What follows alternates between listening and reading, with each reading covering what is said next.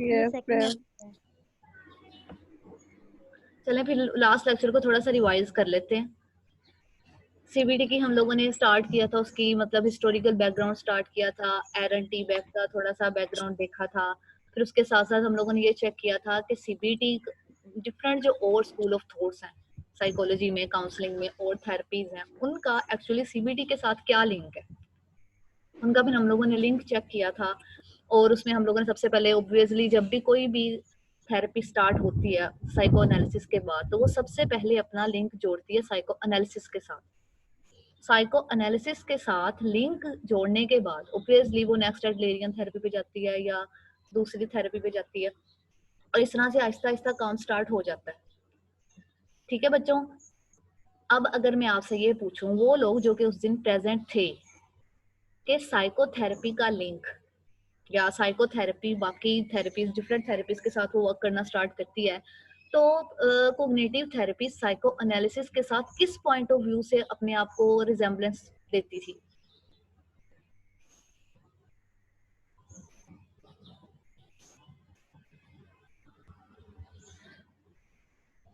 Hello बच्चों, आपसे पूछ रही हूँ। मैम मैं आज फर्स्ट टाइम क्लास में आई हूँ। नहीं, मैं कह रही हूँ कि जो उस दिन प्रेजेंट थे वो बता दें।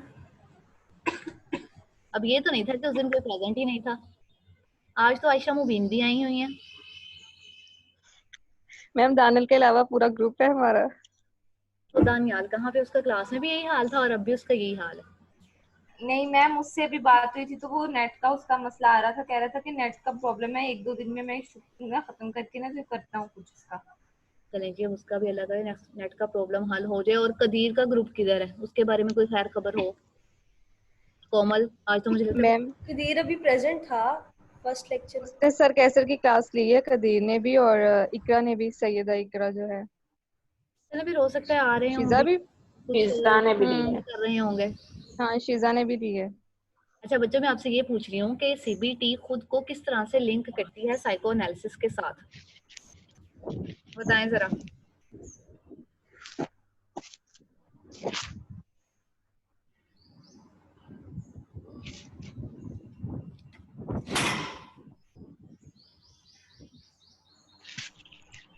यस, मैं आपसे पूछ रही हूँ।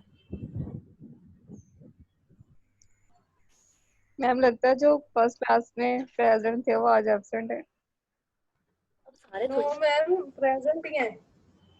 अच्छा फिर बच्चों, सारे बताएं। प्रेजेंट है, 22 स्टूडेंट्स पार्टिसिपेशन की हुई है और को बोल ही नहीं रहा। मैं बता देती हूँ। मैम सॉरी, वो मैं चाय लेने गई थी। हाँ, आप घर बैठ के तुम लोगों ने ऐसी क्लास लेनी है, कोई चाय लेने गया होगा, कोई कुछ और लेने गया होगा। नहीं पड़ी है। अच्छा बच्चों, चलें, सीबीटी एक्चुअली मैं उसमें वो बच्चों सीबीटी, फ्रॉइड और बेक हाँ की जी, अब मैम। बोलें जो बोलने लगा था। मैम उसमें वो फ्रॉइड और बेक ने जो दिया था उससे क्या आता था कि फ्रॉइड का जो था वो अनकॉन्शियस थॉट के बारे में बताया गया था, और बेक कॉन्शियस के का बारे में भी, मतलब कॉन्शियस के बारे में बेक ज्यादा बात करता है। के, और मैम बेक की वो थी कि ऑटोमेटिक थॉट्स उसके ऑटोमेटिक, बारे में था। शाबाश, वेरी गुड। और इसके बाद नेक्स्ट साइड भी ऑब्वियसली साइको एनालिसिस के बाद एडलेरियन के साथ उसने किस पॉइंट ऑफ व्यू से उसको कनेक्ट किया था?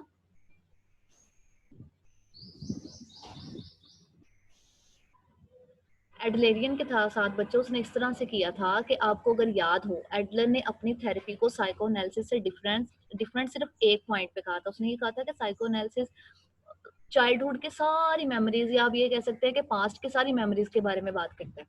लेकिन एडलेरियन थेरेपिस्ट वो ये कहते हैं कि जो पहले हमारे 5 years के एक्सपीरियंसेस होते हैं ना, वो एक्सपीरियंसेस एक्चुअली हमारी किसी ना किसी तरह से या किसी ना किसी लिहाज से चेंज कर देते हैं हमारी थिंकिंग को, हमारे स्टाइल को, हमारी पर्सनैलिटी को और बिहेवियर को। ठीक है, अगर मैं सारा पिछला लेक्चर ही देती रहूंगी तो फिर नए लेक्चर में आप लोग क्या करेंगे? मैम हमें पीछे से समझ आएगी तो हम आगे से समझेंगे। अच्छा, अब आप छुट्टी करेंगे तो इसका मतलब मुझे दोबारा से पहले वाला लेक्चर देना पड़ेगा? मैम नहीं, एक्चुअली बीमार थी इस वजह से। मैम मैं तो खुद हॉस्पिटल में थी, इस वजह से चलो मैंने बच्चों, क्लास नहीं आप ली थी। प्लीज ट्राई किया करें कि आप लोग लेक्चर लें, बेशक लेट के ले लें, जिस तरह से मर्जी ले लें, यहाँ पे कोई नहीं देख रहा, लेकिन लिया जरूर करें। अच्छा बच्चों, इसके मैम मसला ये है ना, अब देखें मेरी तो सुबह से लाइट ने मसला किया हुआ है, तो 5-10 मिनट बाद कॉल डिस्कनेक्ट हो जाती है मेरी। बच्चों ये लाइट का बहुत इशू है, लेकिन मैं तो ये सोच रही थी कि वो जैसे पहले व्हाट्सएप वाला था सिस्टम, शायद मुझे लगता है कि वो वो ज्यादा बेटर था। मुझे भी वही ज्यादा यस अच्छा लगता था, क्योंकि आप एक्चुअली सबके पास पहुंच जाता था। अब यहाँ पे ये भी मसला है कि एंड टाइम पे हो सकता है किसी की लाइट चली जाए, किसी का नेट कनेक्ट। मैम यही मेरे साथ ये 3-4 दफा सर कैसे की क्लास में भी ऐसे हुआ मेरे साथ। जी जी, यहाँ पे तो बहुत मसले हैं।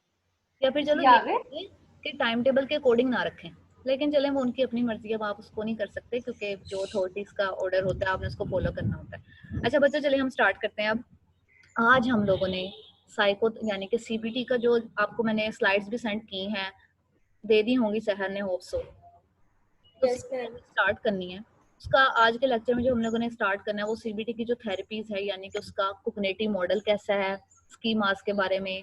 कोग्निटिव स्कीमास थेरेपी में हम किन किन से कोग्निटिव स्कीमास को डील कर रहे होते हैं। और एक और चीज जो आपने हमेशा सुनी होगी, कोग्निटिव डिस्टोर्शंस। मतलब कोग्निटिव डिस्टोर्शंस का आपने नेम सुना होगा हर जगह, कई जगह पे। अच्छा बच्चों नो मैम, इसका पता भी है। चलें कोई बात नहीं, जब कोग्निटिव डिस्टोर्शन पे आते हैं तब मैं आपसे पूछूंगी, फिर आप जरूर बताइएगा आपको इसके बारे में क्या क्या पता है। इंशाल्लाह मैम। अच्छा बच्चों अब हम स्टार्ट करते हैं अपना। फर्स्ट ऑफ ऑल मैं ये कह रही थी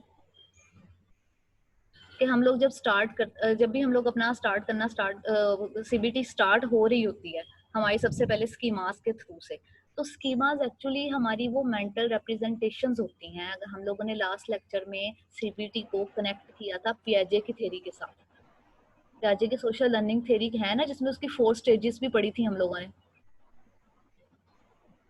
तो वहाँ पे स्कीमास, जो हमारे स्कीमास डेवलप हो रहे होते हैं और बाद में वही स्कीमास या तो असिमिलेशन की फॉर्म में चले जाते हैं या अकोमोडेट कर लेते हैं। यानी कि एक हम बहुत सी चीजें बचपन में अपनी फैमिली में या घर में या स्कूल कॉलेज में आपने कुछ और तरह की बातें सोची होती हैं, लेकिन जैसे ही आप में बहुत से लोग यूनिवर्सिटी आए होंगे, वो डिफरेंट सिटीज से आए हैं और इलाकों से आए हैं, तो उनका यहाँ पे आके बहुत से स्कीमास जो है वो चेंज हो गए। मैम माइंडसेट बना होता है ना हमारा एक माइंडसेट जैसे बना होता है, लेकिन वो बाजों का कुछ माइंडसेट हमारे स्ट्रॉन्ग हो जाते हैं। यानी कि हम लोगों ने जैसे सुना होता है वैसे ही, अगर हमें वैसा ही एक्सपीरियंस हो रहा हो तो हमें लग रहा होता है जो हमने पहले से लर्न किया हुआ है, तो ये दोनों आपस में स्ट्रॉन्गली कनेक्ट कर रहे होते हैं। लेकिन बाजों का क्या होता है कि हम लोगों ने जो पहले सीखा होता है, लेकिन जब हम किसी नई सिचुएशन में जाते हैं और हम वैसा ना फेस कर रहे हों, तो वहां पे हमारे स्कीमा जो है वो टोटली चेंज हो जाते हैं। ठीक है बच्चों, समझ आ रही है इसकी? Yes ma'am. अब मैम जी जी जी मैम आ गई। अच्छा बच्चों, यहाँ पे उसने ये कहा था कि कोग्निटिव थेरेपिस्ट का व्यू ये है कि हम अर्ली चाइल्डहुड में जो अभी हमारे स्कीमास बन रहे होते हैं ना कहीं वो आपकी आने वाली लाइफ में भी आपको लीड कर रहे होते हैं। आप बेशक आने वाली लाइफ में नए नए स्कीमास या नई नई थिंकिंग कैपेसिटीज या नए नए थिंकिंग स्टाइल्स अडोप्ट करते जाओ, लेकिन उनकी अडोप्शन के साथ साथ आपके जो पहले आपने घर में जो सीखा होता है या आपकी बचपन की कुछ ऐसी बहुत स्ट्रॉन्ग स्कीमास होते हैं जिनको आप बिल्कुल भी अपने माइंड से निकाल ही नहीं सकते। आपके जो अर्ली चाइल्डहुड एक्सपीरियंस हैं वो आपको नेक्स्ट टाइम, मतलब आपको ट्रिगर या आपकी डेवलपमेंट, जो आपकी स्कीमास की डेवलपमेंट होती है, आपके बेसिक बिलीफ बन रहे होते हैं और आपकी बिलीफ से रिलेटेड जो कंडीशंस बन जाती हैं, उनको बनाने में वो सबसे ज्यादा इंपॉर्टेंट रोल जो प्ले कर रहे होते हैं वो आपके अर्ली चाइल्डहुड एक्सपीरियंसेस होते हैं। ठीक है बच्चों? बच्चों समझ आ रही है? बट मैम जी जी मैम, लेकिन तब तो हमारी पर्सनैलिटी डेवलप हो रही होती है ना, तो तब मैम स्कीमास का चेंज होना मतलब ज्यादा आसान नहीं, मतलब ज्यादा नहीं होता कि वो मतलब थोड़ा सा भी कोई चीज हम एक्सपीरियंस करते हैं तब वो चेंज हो सकता है मैम, क्योंकि पर्सनैलिटी फुली डेवलप तो नहीं हुई होती। और जब बाद में मैम मतलब आफ्टर 18 या इस टाइम पे आ जाते हैं मैम, तब तो पर्सनैलिटी जो होती है वो हमारी ज्यादा डेवलप हो जाती है।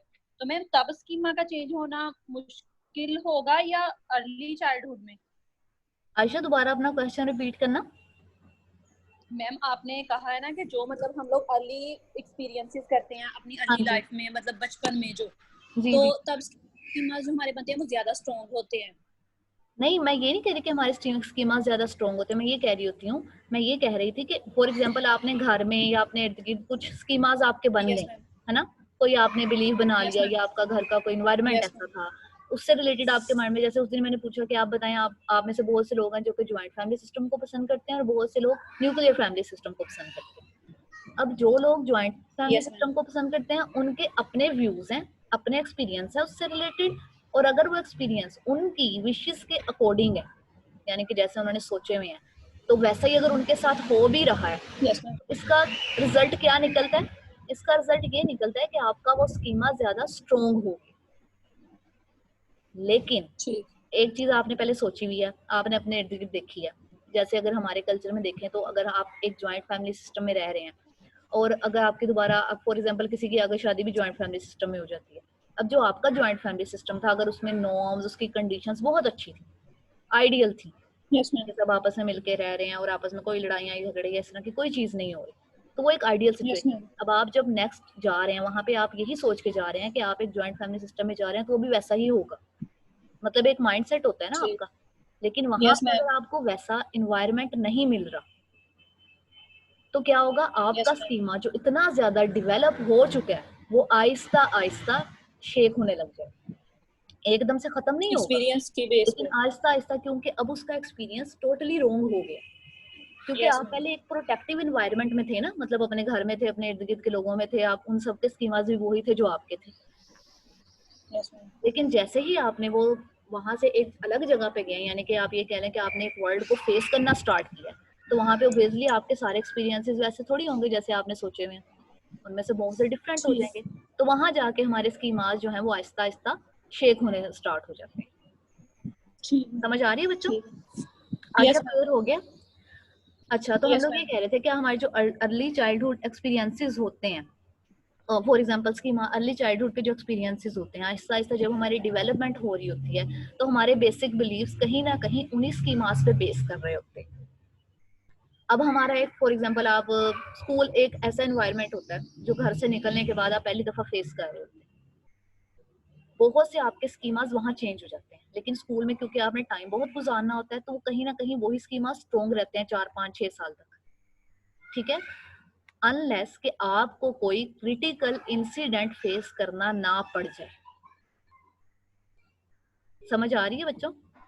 जैसे ही यस कोई मैम, क्रिटिकल इंसिडेंट या कोई ऐसा इंसिडेंट आया है जो कि आपकी विशेस के या आपकी एक्सपेक्टेशंस के अकॉर्डिंग नहीं था, तो वहां पे क्या होता है, आहिस्ता आहिस्ता आपके नए स्कीमास की एक्टिवेशन स्टार्ट हो जाती है, यानी कि अब न्यू स्कीमास बनना स्टार्ट हो गए आहिस्ता आहिस्ता, और न्यू स्कीमास के बेस पे फिर आहिस्ता आहिस्ता आपके बिलीव्स जो हैं वो भी अब मल्टीपल बन होना स्टार्ट हो जाएंगे ना। अब आप एक चीज को एक तरह से नहीं देखेंगे, आप एक चीज के बारे में 2 3 कंडीशन सामने रखा करेंगे कि अच्छा अगर ऐसा होगा तो इस तरह से हो सकता है, ये होगा तो ऐसे हो सकता है। आप इसको जस्ट एक इस तरह से ले लें कि जब आप लोगों ने नया नया वर्ड पे काम करना स्टार्ट किया होगा यूनिवर्सिटी में आके, या आपने प्रेजेंटेशन पे फॉर एग्जांपल अपनी ये जो बनाते हैं आप स्लाइड्स वगैरह पे काम करना स्टार्ट किया होगा, तो आपको इसके बहुत से फीचर्स पता ही नहीं होंगे। यस लेकिन मैम, जैसे जैसे आपने कहीं ना कहीं हाथ पैर मार के कोई नई चीज आपको मिल जाती होगी, तो वहां पे क्या है, आपका एक नया बिलीव बन जाता है, एक नया एक्सपीरियंस हो जाता है। फिर नेक्स्ट टाइम आप दूसरों को जब सिखा रहे होते हैं तो आप एक नई चीज सिखाने लग जाते हैं। ठीक है बच्चों, समझ आ रही है? Yes ma'am, yes ma'am. अब यहाँ पे आपके न्यू स्कीमास की एक्टिवेशन स्टार्ट होगी। अब न्यू स्कीमास की मैम एक्सपीरियंसेस जो हम कर रहे होते हैं उनकी जो इफेक्ट की इंटेंसिटी जितनी ज्यादा होगी उतना हमारा स्कीमा जो है वो मतलब मैम ज्यादा देर तक एक्टिवेशन मैम आज नहीं आपने स्लाइड शेयर करनी? बच्चों मैंने कर स्लाइड दी है मैम ने पहले ही कर दी। नहीं तो ग्रुप में। स्क्रीन तो शेयर नहीं मैम, वो तो ग्रुप में किया ना, यहाँ पे स्क्रीन शेयर नहीं करनी। बच्चों यहाँ पे स्क्रीन मैंने इसलिए नहीं शेयर की, मैंने कहा अब आपके पास होगी सबके पास, तो आपने अपना लैपटॉप या कोई मोबाइल ही खोल लें बेशक सामने। और मुझे स्क्रीन शेयर करने की ना असल में समझ भी नहीं आ रही थी और मेरा टाइम वेस्ट हो ओके रहा था। मैम। लेकिन अल्लाह ताला वो मैं फीचर वो भी सीख लूंगी जल्द ही अपनी बहन से। उस दिन तो मैंने बच्चों उसके साथ किया था मोबाइल के साथ। Okay ma'am. अच्छा, उसके बाद बच्चों मतलब हमारे नए स्कीमास आना स्टार्ट हो गए हैं, फिर उसके बाद ऑब्वियसली हमारी ऑटोमेटिक थॉट्स आती हैं। अब जो ऑटोमेटिक थॉट्स हैं वो हमारे बेशक पुराने स्कीमास पे बेस कर रही होती है, लेकिन उसके साथ साथ हमारे इमोशंस, हमारा बिहेवियर, हमारा फिजियोलॉजिकल इन्वायरमेंट, हमारा जो भी हम लोग सोशल इन्वायरमेंट है वो भी हमारे ऑटोमेटिक थॉट्स पे पूरी तरह से अफेक्ट कर रहा होता है। और उसके अफेक्ट करने यस की मैम, वजह से हम बहुत सी नई नई चीजें और तरह से भी सीखना स्टार्ट हो जाते हैं। ठीक है बच्चों? उसके बाद है, यहाँ तक तो था यस कि मैम, हमारे जो स्कीमाज हैं उनकी मतलब कोग्निटिव डेवलपमेंट हो कैसे रही होती है। अब यहाँ पे आप अगर आप स्लाइड्स खोल के देखें तो यंग एक पर्सन था जिसने actually different maladaptive schemas को इकट्ठा किया था कि हमारे जो चाइल्डहुड में मतलब ऑब्वियसली जो बैक का ज्यादा काम था वो डिप्रेशन पे था। तो उसने वो चीजें, ये वो वाले स्कीमास को ज्यादा हाईलाइट किया था जो स्कीमास एक्चुअली हमारी लाइफ में आप ये कह सकते हैं कि प्रॉब्लम्स क्रिएट करना स्टार्ट हो जाते हैं। यानी कि एक तो अडेप्टिव वे होता है ना हमारा, हम उसको कोप करने के लिए यूज कर रहे होते हैं और आराम से चल रहे होते हैं, लेकिन बाजुकात हमारे बहुत से जो मेल अडेप्टिव स्कीमास होते हैं वही हमारे डिसऑर्डर्स की रूट बन रहे होते हैं, मतलब उसका रूट कॉज होते हैं। और वो एक सही। पर्सन को एक अपनी हेल्दी लाइफ गुजारने में सबसे बड़ी जो हर्डल होते हैं ना, वो हमारे मेल अडेप्टिव स्कीमास होते हैं। यंग ने जो कुछ मेल अडेप्टिव स्कीमास बताए थे उसने उनको 5 कैटेगरीज में डिवाइड किया था। फर्स्ट वन था डिस्कनेक्शन एंड रिजेक्शन। डिस्कनेक्शन और रिजेक्शन मतलब ये वो लोग होते हैं, मतलब जिनके साथ ये बिलीफ या ये स्कीमा जो ये ज्यादा मेल अडेप्टिव वाला स्कीमास यूज कर रहे होते हैं, वो लोग होते हैं जो अपने आप को बहुत ज्यादा, मतलब आप ये देखें कि उनके अंदर बहुत ज्यादा मिसट्रस्ट होता है, इमोशनल डिप्रीवेशन बहुत ज्यादा होगी, सोशल आइसोलेशन होती है, क्योंकि वो लोगों के साथ इंटरेक्ट करने में सबसे ज्यादा मुश्किल फेस कर रहे होते हैं। उन्हें लग रहा होता है लोग पता नहीं उनके बारे में क्या सोचेंगे। अब ये हो क्यों रहा होता है? अगर मैं आपसे ये पूछूं मैम डिस्कनेक्शन या रिजेक्शन का ये स्कीमा डेवलप क्यों हुआ है, मतलब इसके पीछे भी कोई ना कोई वजह तो होगी ना। मैम एक्सपीरियंसेस के बेस पे। हाँ, ऑब्वियसली उन्होंने जो एक्सपीरियंस किया है उन्हें ये लगता है कि अगर वो बाहर किसी इन्वायरमेंट में जाएंगे या किसी और इन्वायरमेंट में जाएंगे तो वहां पे भी उन्हें यही सेम टू सेम इसी चीज को फेस करना पड़ेगा। अब ये तो थे और मैम ये भी है कि जी जी बोले। बचपन से ही जो कुछ मतलब बिहेवियर है वो परमानेंट होता जाता है, इसलिए वो बड़े होने लगे हमारे अंदर वैसे का वैसे जी रहता बच्चे, है। अब देखो, अब हम लोगों ने ये चीज, मैंने ये आपको बताया कि उनके अंदर बहुत ज्यादा सोशल आइसोलेशन होती है, डिफेक्टिवनेस होती है, मिसट्रस्ट होता है, अब्यूज होता है। अब उन्हें जरूरत, उनकी नीड क्या होती है फिर? ऑब्वियसली वो सिक्योरिटी चाह रहे होते हैं, केयरिंग चाह रहे होते हैं, एक्सेप्टेंस चाह रहे होते हैं और एम्पैथी चाह रहे होते हैं। हमारे अंदर जो हमारी करेक्टरिस्टिक्स होती हैं या जो हमारी आदतें होती हैं ना, वही आदतें कहीं ना कहीं हमारी नीड को भी डिफाइन कर रही होती हैं। अगर आप बहुत ज्यादा फॉर एग्जांपल कॉन्फिडेंट हैं, आप चीजों को बहुत ज्यादा अच्छे वे में टैकल कर सकते हैं, डील कर सकते हैं, तो आपकी नीड क्या होगी? मतलब ये एक अडेप्टिव स्कीमा की मिसाल दे रही हूँ आप लोगों को।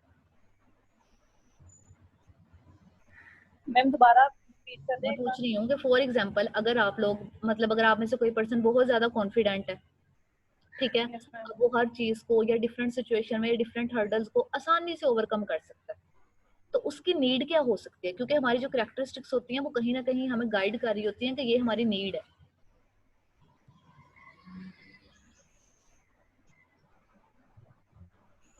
ऑब्वियसली बच्चों, जब आप बहुत ज्यादा कॉन्फिडेंट होंगे तो आपकी नीड होगी कि आपको और ज्यादा चैलेंजिंग टास्क दिए जाए, क्योंकि आपको वो चीजें ज्यादा अपील कर रही होंगी, ठीक है। मैम एप्रिसिएशन भी तो हो ही सकती है। ऑब्वियसली आपको ज्यादा अप्रिसिएशन चाहिए होती है कि हमने इतना अच्छा काम किया तो हमें यस मैम। बदले में ये चीज मिलनी चाहिए। नेक्स्ट जो मेल अडेप्टिव स्कीमा उन्होंने पेश किया था वो था इम्पेयर्ड ऑटोनॉमी एंड परफॉर्मेंस। अब जो लोग इम्पेयर्ड ऑटोनॉमी को फेस कर रहे होते हैं या वो वाला स्कीमा को ज्यादा यूज कर रहे होते हैं अपनी लाइफ में, उनके अंदर बहुत ज्यादा डिपेंडेंस होती है, और जब ऑब्वियसली जब डिपेंडेंस होगी तो वो हर वक्त कहीं ना कहीं अपने आप को इन्हीं सोचों में ज्यादातर घेर के रखेंगे कि कहीं वो किसी चीज में फेल ना हो जाए। वो कोई काम अकेले से कर नहीं सकते, ज्यादातर वो हमेशा दूसरों पर डिपेंड करेंगे। फेलियर उन्हें हर वक्त सिर्फ एक ही चीज की, मतलब हर वक्त आप ये उनके माइंड में यही टेंशन होगी, वो किसी अगर वो कोई काम कर भी रहे हैं खुद से तो वो उन्हें लगेगा कि शायद वो ठीक ही नहीं कर रहे। अगर आपने अपने इर्द गिर्द मतलब इस तरह की एग्जांपल देखेंगे, कुछ लोग हैं वो अपने लिए ड्रेसेस लेने खुद नहीं जाते, उन्हें लग रहा होता है कि अगर उन्होंने ये ड्रेस खरीदा तो मे बी वो ड्रेस अच्छा ही ना हो। मैम खुद पे ट्रस्ट नहीं होता कि हम वही जो ना, डिसीजन आपको लेंगे खुद वो पे सही ट्रस्ट नहीं होगा होता, या नहीं। अब फिर उनकी नीड क्या बनेगी?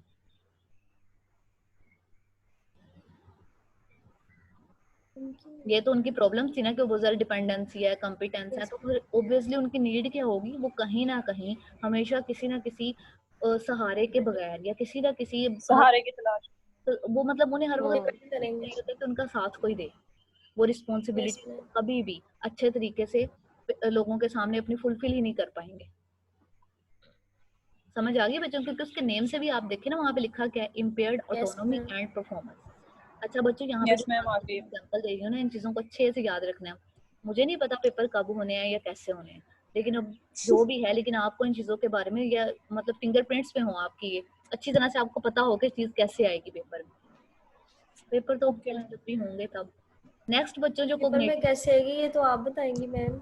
वो तो मैं बताऊंगी, ये यूनिवर्सिटी से पता चलेगा ना कि कैसे लेने हैं पेपर, ऑनलाइन लेने हैं या क्या करना है। Yes ma'am. अच्छा बच्चों, थर्ड वन है इम्पेयर्ड लिमिट्स। अब जो इम्पेयर्ड लिमिट्स वाला स्कीम है ना, ये वो स्कीम है जिसमें हम एक्चुअली अपनी जो हमारे जो सेल्फ डिसिप्लिन है ना, हम सेल्फ कंट्रोल या सेल्फ डिसिप्लिन वो अच्छी तरह से कर ही नहीं सकते। आप ये कैसे करें कि आपके अंदर एक चीज़ों को ऑर्गेनाइज करने की, चीज़ों को टाइम पे करने की, अच्छी तरह से करने की एबिलिटी ही नहीं होती। और ये लोग बहुत ज़्यादा डिफिकल्टी इस चीज़ में फेस करने लग जाते हैं। बस उन्हें लग रहा होता है कि मतलब हम दूसरों के साथ कोऑपरेट करने में ना सबसे ज़्यादा उन्हें डिफिकल्टी आ रही होती है। अब कोऑपरेट करने में डिफिकल्टी क्यों आ रही है? लैपटॉप में ना ज़ूम इंस्टॉल करना। अब ये ज्यादातर लैपटॉप डिफिकल्टी आ क्यों नहीं होती है? क्योंकि उनका आपस में एक दूसरे के साथ, या वो जिस माहौल में रहे होते हैं, जिस एनवायरनमेंट उन्होंने फेस किया होता है, वहाँ पे आपस में उनके एक दूसरे के साथ कोऑपरेट बहुत ज्यादा अच्छा होता ही नहीं, जिसकी वजह से उन्हें इम्पेयर्ड लिमिट्स वाले स्कीमास वो हमेशा अपनी आने वाली लाइफ में भी बहुत ज्यादा यूज कर रहे होते हैं। उसके बाद है बच्चों अदर डायरेक्टेडनेस। अदर डायरेक्टेडनेस ऑब्वियसली उसके नेम से सिंपली पता चल रहा है कि उन्हें हर रिपीट करिएगा। एक्सक्यूज मी मैम, ये दोबारा रिपीट करिएगा। Impaired limits. Impaired, yes ma'am. Impaired limits बच्चों वो स्कीमा होता है जहाँ पे मतलब उन लोगों को मतलब दूसरों के राइट्स को रिस्पेक्ट देने में, या आप ये कह लें कि दूसरों के साथ कोऑपरेट करने में सबसे ज्यादा डिफिकल्टी आ रही होती है। ये वो लोग होते हैं जो आप ये कह दें कि हर तरह के रूल्स को तोड़ देते हैं। सेल्फ डिसिप्लिन इनमें बिल्कुल नहीं होता। अब जब सेल्फ डिसिप्लिन नहीं होगा तो ऑब्वियसली आप दूसरों के साथ कैसे कोऑपरेट करते हैं? जैसे क्लास का एक डिसिप्लिन है कि आपने क्लास में इस तरह से बैठना है, ऐसा बिहेव करना है। अगर आप वो बिहेव नहीं करेंगे तो इसका मतलब है कि आप अथॉरिटीज के साथ या टीचर्स के साथ कोऑपरेट नहीं कर रहे हैं। सही है ना? तो इम्पेयर्ड लिमिट्स यानी कि आपकी एक लिमिट बना दी गई है लाइफ में। हर जगह आपकी कोई ना कोई लिमिट है ना, आप उन लिमिट्स को तोड़ के जब आगे जाने लग जाते हैं। इसमें ज्यादातर वो लोग आते हैं, अगर आप देखें, जिनमें कंडक्ट डिसऑर्डर्स के पेशेंट्स आ सकते हैं, हो सकता है वो इस तरह के स्कीमास को सबसे ज्यादा यूज करते हैं। समझ आ गई है बच्चे? Yes ma'am. अच्छा बच्चों, नेक्स्ट है अदर डायरेक्टेडनेस। अदर डायरेक्टेडनेस का मतलब ये होता है कि ये लोग मतलब जैसे कि उसके नेम से भी आपको पता चल रहा होता है, ये वो लोग होते हैं उन्हें ये लग रहा होता है कि अगर वो लोगों की मैम ये इसमें जी इम्पेयर्ड लिमिट्स वाले में एंटी सोशल पर्सनैलिटीज भी तो आ ही सकती हैं। एंटी सोशल सारी पर्सनालिटीज हैं। Anti social personality disorder full इसमें आ रहा है, लाइक कर रहा है। अच्छा बच्चों, नेक्स्ट है अदर डायरेक्टेडनेस। अदर डायरेक्टेडनेस जैसा कि उसके नेम से शो हो रहा है, ये वो लोग होते हैं जिन्हें लाइफ में हर काम करने के लिए कहीं ना कहीं दूसरों की एक्सपेक्टेशन, उन्हें ये लग रहा होता है कि अगर वो दूसरों की एक्सपेक्टेशंस के अकॉर्डिंग, उनकी विशेस के अकॉर्डिंग वर्क करेंगे या उनके अकॉर्डिंग चलेंगे तो वो लोग उन्हें ज्यादा पसंद करेंगे। मतलब खुद को अपनी इनकी कोई राय नहीं होती। आप ये कह लें कि उनकी खुशी के लिए मतलब जीना। खुद को सेल्फ सेक्रीफाइसिंग होते हैं। अब यहाँ पे जो सेल्फ सेक्रीफाइसिंग है ना बच्चों, ये नेगेटिव वे में है। ये वो दूसरे वाला सेक्रीफाइस करना नहीं है कि वो तो हम लोग किसी अच्छे वे में कर रहे होते हैं ना। लेकिन अगर आपकी अपनी कोई पर्सनैलिटी नहीं है, या आप सिर्फ ये चाह रहे हैं कि लोग आपको अच्छा समझें, आप उनकी अच्छी बुरी गलत हर तरह की बात मान रहे हैं, सिर्फ ये देखने के लिए कि अगर वो ऐसा करेंगे तो ही लोग उन्हें पसंद करेंगे। और यहाँ पे एक बात हमेशा याद रखनी है बच्चों कि ये सारी चीजें एक्चुअली आपके प्रीवियस एक्सपीरियंस के बेस पर, जैसा जैसा आप एक्सपीरियंस करते जाएंगे वैसे ही आपकी पर्सनैलिटी आगे चीजों को यूज करना स्टार्ट होती है। ठीक है? नेक्स्ट है बच्चों ओवर विजिलेंस एंड इनहिबिशन। अब ओवर विजिलेंस और इनहिबिशन ये वो हैं जो कि कहीं ना कहीं अपनी फीलिंग्स को, चॉइसेस को छुपा रहे होते हैं। लेकिन उसके अब यहाँ पे ना ओवर डायरेक्टेडनेस से थोड़ा सा अलग होते हैं। ओवर डायरेक्टेडनेस वाले सिर्फ दूसरों को अपने आप को अच्छा लगवाने के लिए कर रहे होते हैं।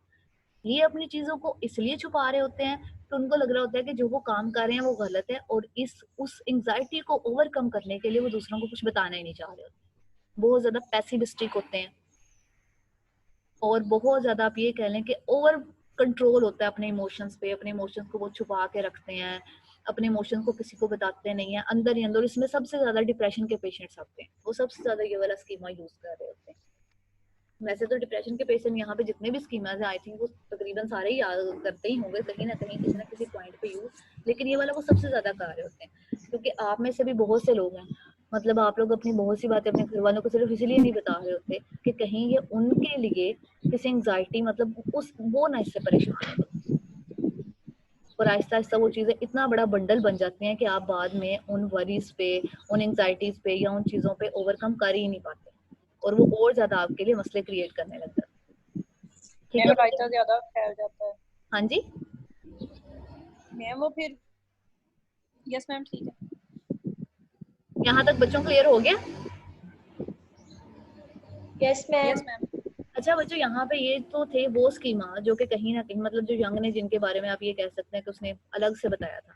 अब यहाँ पे मतलब थेरेपी में मतलब इस यहाँ से एक पॉइंट था कि थेरेपी में हम कौन कौन से स्कीमास को यूज कर रहे होते हैं। थेरेपी में जब आपके मैम ओवर विजिलेंस और इनहिबिशन को दोबारा से एक्सप्लेन कर दें। अच्छा बच्चों, ओवर विजिलेंस एक्चुअली वो लोग हैं इनहिबिशन, यानी कि आपने अगर कब 9th-10th में या 8th-7th-8th में इनहिबिटर्स इस तरह के पढ़े होंगे अपनी साइंस की बुक में, जिनका एक इनहिबिशन वाला पूरा पीरियड होता है। जैसे आपने यस मैम। यस सर्दियों के मैम। मौसम में बहुत मैम सारे किसी भी कोई भी रिएक्शन हो रहा होता है ना तो हाँ, उसको रोकने के लिए मैम उसको रोक लेना है कि आपने वो दिखाना नहीं है, उसको इनहिबिट कर यस दें। मैम। तो ये लोग क्या करते हैं कि ये अपनी फीलिंग्स को सप्रेस करते जाते हैं कहीं ना कहीं। ऐसी चॉइसेस मतलब फॉर एग्जांपल अगर आपने जी अगर मैं छोटी सी एग्जांपल दूं, आप एक तरह का अपने माइंड में सोच रहे हैं कि आपको इस तरह का ड्रेस चाहिए, बाजार जा रहे हैं, आपको वो ड्रेस अच्छा भी लग रहा है, लेकिन आप उसके बारे में सोच रहे होते हैं कि नहीं ये अच्छा तो है लेकिन हो सकता है इससे आगे जाके और अच्छा मिल जाए, और यही सोचते सोचते आप पूरा बाजार घूम के आए और वो एक ड्रेस जो किसी शॉप पे पड़ा था वो भी आपके आने तक, या अगर आप नेक्स्ट डे लेने गए या उससे नेक्स्ट डे लेने गए वो रहा ही नहीं,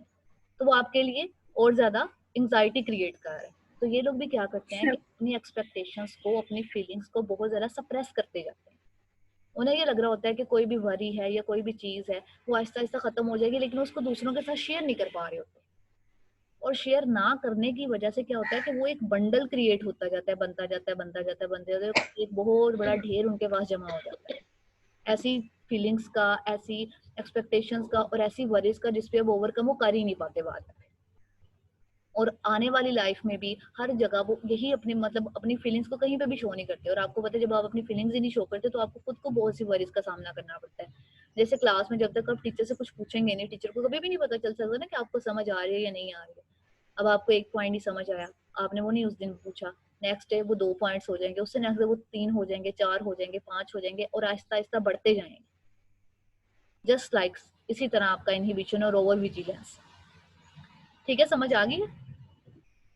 यस मैम। तो बच्चों Yes, मैं ये ma'am. बता रही थी कि हम लोग जब कोग्निटिव स्कीमास को देखते हैं तो इनकी प्रोपोर्शन की बेस पे भी इनको कहीं ना कहीं 2 ग्रुप्स में वो लोग डिवाइड करते हैं कि एक हमारी पॉजिटिव स्कीमास होते हैं और एक नेगेटिव स्कीमास होते हैं। जो पॉजिटिव स्कीमास हैं जैसे कि उनके नेम से आपको शो भी हो रहा होगा अच्छे से कि वो स्कीमास होते हैं जो कि हमारी डेवलपमेंट में सबसे ज्यादा इंपॉर्टेंट रोल प्ले करते हैं, यानी कि हमारी पर्सनैलिटी डेवलप हो रही होती है एक अच्छे वे में।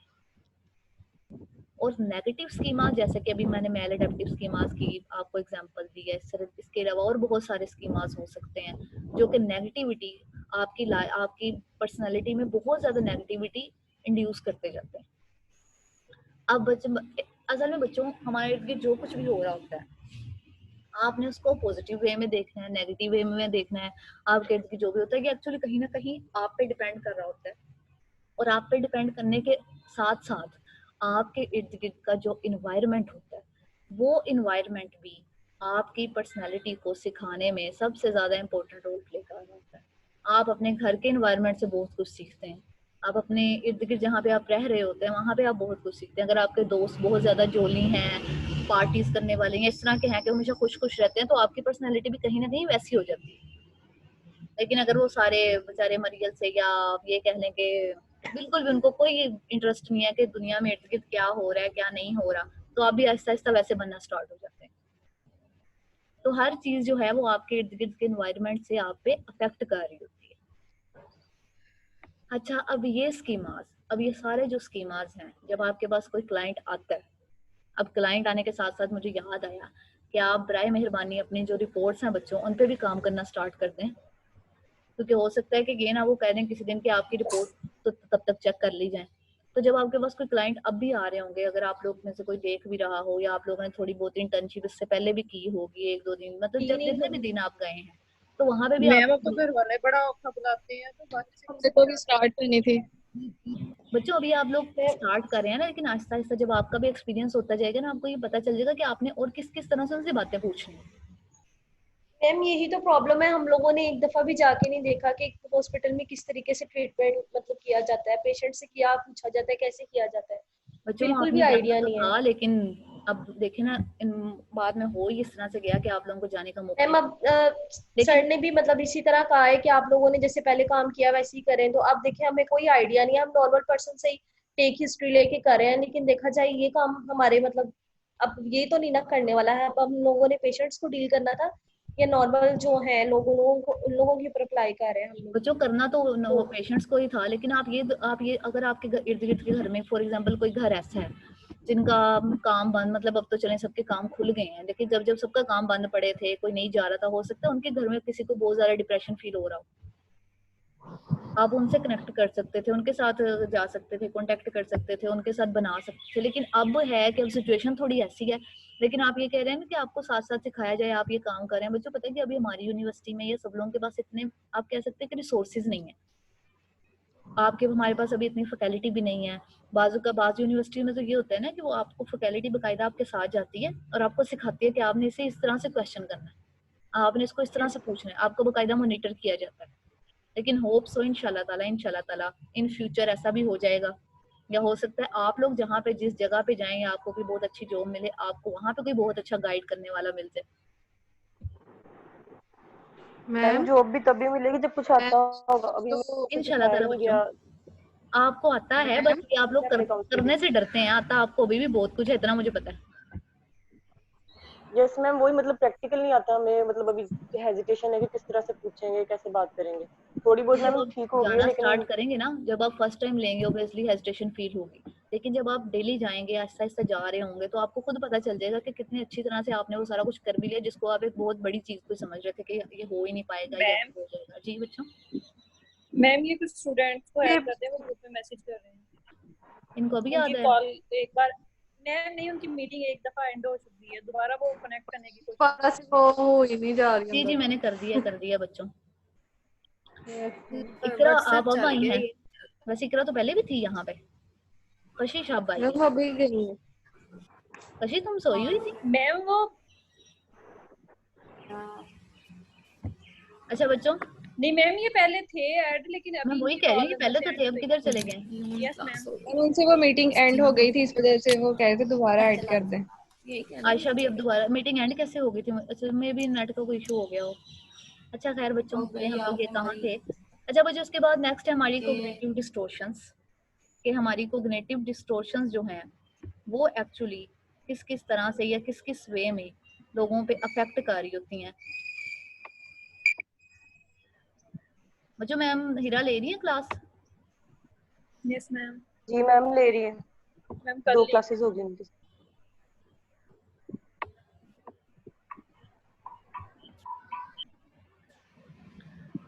अच्छा बच्चों, अब हम लोग कोग्निटिव डिस्टॉर्शंस पे कोग्निटिव डिस्टॉर्शंस का स्टार्ट करने लगे थे।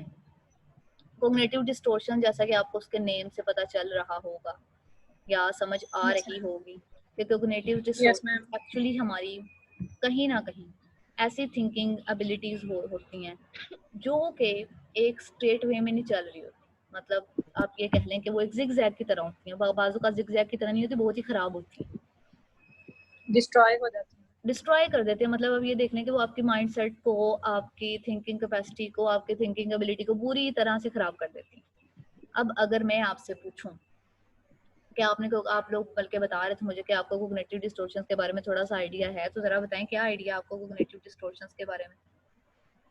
मैम मैंने कहा था, और मैम यही था कि हमारा जो थिंकिंग पैटर्न होता है वो मैम टोटली डिस्ट्रॉय हो जाता है, एक पैटर्न पे नहीं वो चल रहा होता, जिस तरह मैम उसको एक प्रॉपर सीक्वेंस के साथ चलना चाहिए वैसे नहीं होता मैम। जैसे ऑटोमेटिक थॉट्स में होता है, कभी हम एक चीज ये सोच रहे हैं मैम, कभी एक चीज ये सोच रहे हैं, और वो भी मैम प्रॉपरली नहीं हम लोग सोच रहे होते, अनकम्प्लीट नॉर्मल होता वे है। में नहीं सोच रहे, इसके अलावा कोई और और? हाँ नॉर्मल सही वे कह में रही है नहीं आयशा मैम भी। सोच रहे होते।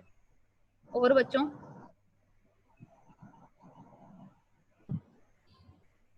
और किसी को? इकरा आप बताएं, इकरा तो बिल्कुल ही चुप करके बैठी हुई, कर क्या रही है ये? मैम कौन सी इकरा? इकरा इकरा तारी। मैम ये मुझे प्राइवेट मैसेज कर रही है, तंग कर रही इकरा है, ये तुम यही काम करती रहती हो? बदतमीजी होती जा रही है मैम। मेरे सामने लगा रही है बिला वजह एमी बैठी। चलो इतना बोलने तो सही ना, क्या बोल रही हैं? मैं अक्सा आप कहाँ थी? अक्सा मुझे लगता है अभी आ रही है।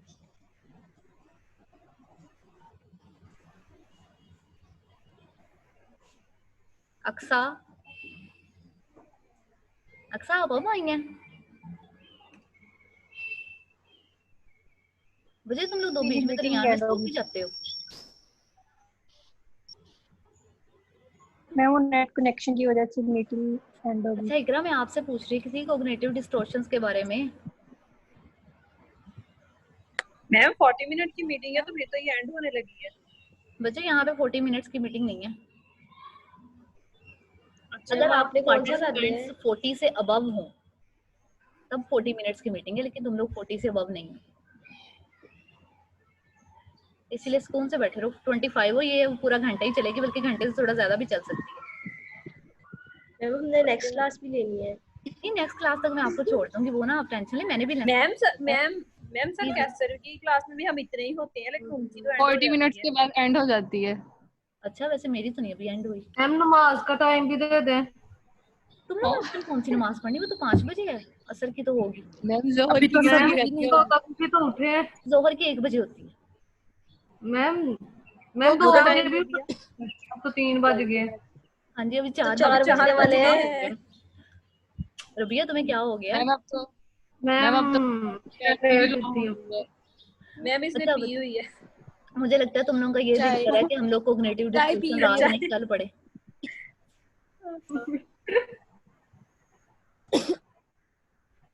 बच्चों मैं ये शायद ना कौन खांसी कर रहा है? तुम्हें पता है अच्छे से कौन BS8 खांसी कर रहा है? तो ये ग्रुप में BS8 ग्रुप Yes, में ma'am. तुम Yes, ma'am. Yes, बोर्ड भी ma'am. हो रही होती है। अच्छा मैम। आप जरा थोड़ा ओके अब आगे समझिए। मैं हम आपसे ये कह समझदार रही हैं। थी कि हमारी कितने बजे स्टार्ट हुई थी क्लास वाला? पूरे 3 बजे तो नहीं थी? मैम कल 3:05 पे थी शायद मैम। हाँ तो यस मैम इतना सा टाइम। मैम इतने बजे ही थी, 3:05 पे हुई थी। 9 9 पे मैंने की थी ज्वाइन, लेकिन तब तक मैम ने लिंक वगैरह सेंड कर दिया हुआ। पहले 3 बजे पूरे मैंने वो पासवर्ड सेंड किया था, तब वो हुई नहीं थी, फिर उसके बाद 8 से सबको ज्वाइन टाइम कर लग दिया। गया। बच्चों मैं कॉग्निटिव डिस्टॉर्शंस आज ही पढ़ाना चाह रही हूँ। मैम यही है मैम ना पढ़ाएं कि आप। असल आपकी जो थॉट्स होती है वो इनकरेक्ट हो जाती हैं। आप नेगेटिव थिंकिंग, आपके इमोशंस आपके नेगेटिव हो जाते हैं। अच्छा मैम बच्चों इसमें ये होता है कि हमारी जो परसेप्शन मैम होती इसके है अंदर खराब हो जाती है। सेल्फ परसेप्शन यानी कि हम अपने बारे में भी सही परसीव नहीं कर रहे होते, अपने आप को अंडर एस्टिमेट कर रहे होते हैं, और हाँ दूसरों ये के भी बारे में ठीक भी है। नेगेटिव परसेप्शंस ले अच्छा रहे बच्चों होते अगर हैं, यानी कि आपको जो भी कुछ भला कर रहा है वो कुछ कॉग्निटिव डिस्टॉर्शंस के अगर आपको नेम आते हो, मतलब सुनी हो कभी? Ma'am suicidal ideation. ये कौन सी कॉग्निटिव डिस्टॉर्शंस नहीं है आयशा? मैम आइडियाज ऐसे ही आते हैं कभी कभी। For example jumping to the conclusion, negative prediction, mind reading, no ma'am इतना नहीं पता। ऑल और तो नन मैम थिंकिंग या black and generalization. White thinking. अच्छा बच्चों एक बात ये और, आप लोगों को जो आज आयशा ने चीजें सेंड की है ना, वहाँ पे ना एक CBT का मैनुअल है जिसमें कॉग्निटिव डिस्टॉर्शंस है जो कि हम लोग स्पेसिफिकली बच्चों के लिए यूज कर रहे होते हैं। वहाँ पे कार्टून वगैरह बने होंगे, आप लोगों ने देखा भी होगा। अब हम बच्चों को वो चीजें, मतलब ऑब्वियसली बच्चों को वो कलरफुल चीजें या कार्टून वगैरह ज्यादा अच्छे लग रहे होते हैं, तो वो डिफरेंट फिशेस के उन्होंने नाम रख दिए हैं कि जैसे वहाँ पे उन्होंने लिखा हुआ है कि ब्लैक एंड व्हाइट वेल है, ये हमारा जंपिंग टू कंक्लूजन वाला रैबिट है। तो वो चीजें एक्चुअली ये होती है कि जब आप बच्चों के साथ डील कर रहे होते हैं, तो आप जब उनकी बातें सुने या आप लोगों को लग रहा हो कि वो कौन सी कॉग्निटिव डिस्टॉर्शंस पढ़ रहे हैं या आप उनको समझा रहे हो, तो आपने उनको स्टोरी टेलिंग की तरह सब कुछ बताना है। तो इसीलिए वो मुझे मैनुअल मिला था, तो आप प्लीज उसे निकाल के पढ़ने की जहमत कर लीजिएगा। वो वैसे कोई मुश्किल नहीं है, वहाँ पे उन्होंने बस आपको ये बताया कि आपने उन चीजों या वो जितने भी करेक्टर्स है ना वहाँ पे, एक्चुअली आपने उन करेक्टर्स के थ्रू बच्चों को एक स्टोरी की तरह बना के सिखाना है। क्या आप बताएं, अगर आप ये वाली बात सोचते हैं, ये बच्चा एटलीस्ट खुद इतना कैपेबल हो, उसके अंदर इतनी कैपेबिलिटी हो कि वो आपको बता सके कि वो इस तरह से बातों को सुनता है या वो इस तरह से सीखता है, वो इस तरह से करता है। ठीक है? ठीक है मैम। अच्छा बच्चों, अभी ये है कि आपकी मैंने अटेंडेंस ले ली है, क्योंकि आपको पता होगा अटेंडेंस सब जो भी आप जितने भी पार्टिसिपेंट्स यहाँ पे शो हो रहे होते हैं वही पार्टिसिपेंट्स की अटेंडेंस वहाँ पे भेजनी होती है। तो आपकी इसी तरह से हुआ करे कि अटेंडेंस, तो इसीलिए प्लीज ट्राई किया करें कि क्लास में तशरीफ ले आया करें। और हमजा के साथ किसी का कांटेक्ट हुआ? यस मैम, हो जाता है। यस वो मैम। जाता नहीं है, उसको मैम कहते हैं व्हाट्सएप आके क्लास ले ले, मैम व्हाट्सएप वगैरह वो ऑन करता है। तो यहाँ पे भी आ जाया करे। मैम मैम अगर कल अब उसने जैसे ली एक क्लास, पता नहीं अब कौन सी थी। अच्छा बच्चों मैम मैं अगर जैसे बार बार डिस्कनेक्ट हो जाती है तो तब भी ना नेम शो हो रहे होते हैं कि अगर पहले से क्लासेस में अगर हम पार्टिसिपेट कर रहे हैं। अलीना आप थी ना, आपका तो मैंने अब जो मैंने अटेंडेंस ली वो आप सबकी ही ली है जितने भी थे। मैम मैं आई। अलीना जी वो जी दरअसल मैम नहीं, दरअसल मैम मेरी भी डिस्कनेक्ट हो गई थी तो काफी देर बाद मिली थी दोबारा। जी जी अलीना आप हैं। अच्छा बच्चों मैं आपसे ये मैम पूछ रही थी, आप में से किसी भी मेरी भी कॉल डिस्कनेक्ट हो गई थी, अब कनेक्ट हुई है मेरी दोबारा। बच्चों आपका भी है, अब सबका ही है। अच्छा बच्चों मैं ये पूछ रही थी कि आप में से किसी की रहती तो नहीं है असाइनमेंट सेकंड अपलोड होने वाली? मैम मेरी नहीं मैम मैंने कर दिया, आपकी कर दी है मैम। आपकी कर दी है, बाकी रहती हैं 2। तो अगर किसी की रहती है तो वो आज कर दे, क्योंकि मैंने वहाँ पे डेट एक्सटेंड कर दी है 10 जून। अगर रहती है तो कर दो।